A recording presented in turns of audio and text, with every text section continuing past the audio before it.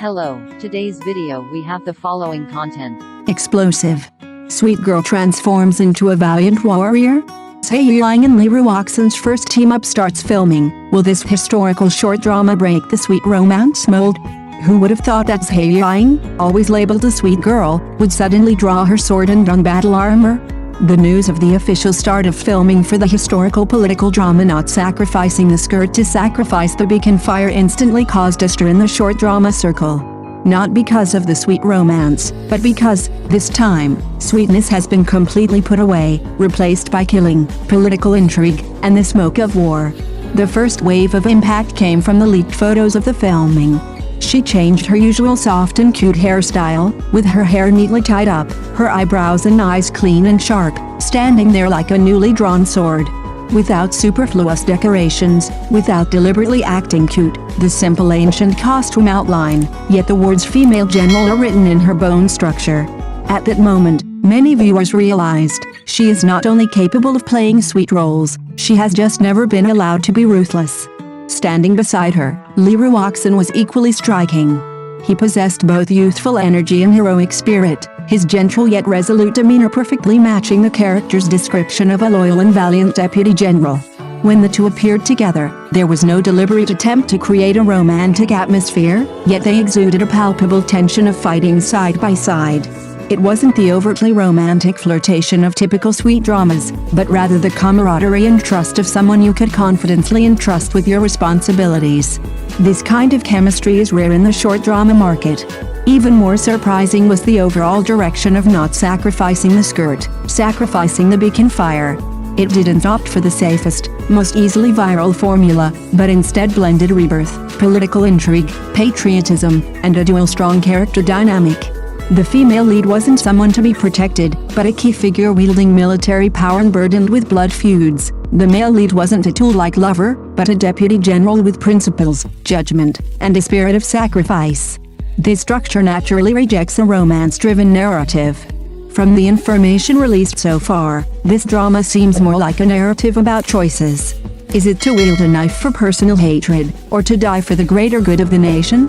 Is it to follow the tide of power, or to go against the current and preserve one's original aspirations? In an environment where short dramas generally pursue high-density emotional stimulation, such a theme is inherently risky, but it is precisely because of this that it has the potential to become a dark horse. For Zhai Yiying, this drama is almost a breakthrough. The sweet route is certainly safe, but it is easy to be typecast, while a role like a female general, once established, means that her acting career has truly opened up. For Ruoxun, this is an important validation of her presence, not relying on gimmicks, not relying on character filters, but relying solely on the character to establish herself. The short drama market is undergoing a brutal reshuffle. Audiences are no longer easily swayed by formulas. Those that truly remain are often those works that dare to contrast and dare to upgrade their narratives. Whether Not Sacrificing the Skirt to the Beacon Fire can truly break the ceiling of sweet romance dramas remains to be seen. But at least from the moment filming began, it has successfully raised everyone's expectations to a dangerous yet captivating level. This time, instead of sacrificing a silk skirt, let's sacrifice the Beacon Fire. The sweet girl is no longer sweet, the female general has officially taken the stage. The boundaries of short dramas may truly be being torn open. And Ruoxun's character is not a mere supporting role male lead. When Mian, seemingly a deputy general, actually carries a heavy narrative weight, he is both Zhong Yanli's earliest confidant and one of her most important allies after her rebirth. This character doesn't rely on flamboyant emotional outbursts, but rather on crucial choices, decisive action when necessary, and resolute forbearance when needed. For an actor, this kind of restrained character is actually more difficult to portray. Eyes, positioning, even a pause, all are part of the performance. If Ruoxun can bring up this composure and loyalty, it's easy to create long-term audience engagement. In terms of genre, no silk skirt, no Beacon Fire clearly distances itself from the current mainstream of short dramas. It doesn't rush to deliver sweet moments or rely on numerous kissing scenes to stimulate emotions.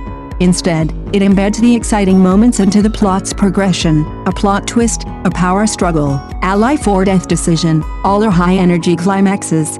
This plot-driven excitement is precisely what the current short drama market lacks most. Viewers don't dislike sweetness, they were simply tired of sweetness without any real consequences. More importantly, the female perspective in this drama is remarkably clear. Zhang Yiying isn't a chosen one favored by fate. Every time she changes the ending, she pays a real price. She hesitates, suffers, and makes mistakes, but she never places her hopes on others.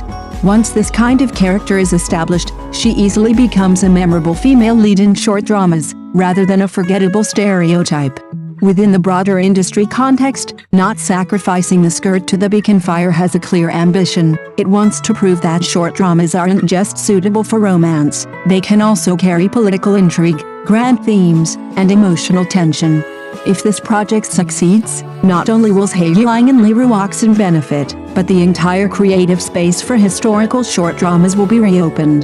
The flames of war have been lit, the game has begun. Will it be a fleeting moment of glory, or a dark horse breaking through? The answer will soon be revealed when the series actually airs. But at least for now, it has successfully evoked a long-lost feeling, a desire to watch, to wait, and to see what happens next.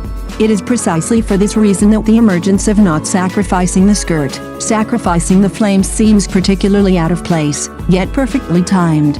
When sweet romance dramas reach their peak of competition, and when the domineering CEO trope is repeatedly copied, what audiences truly want is not to be perfunctory.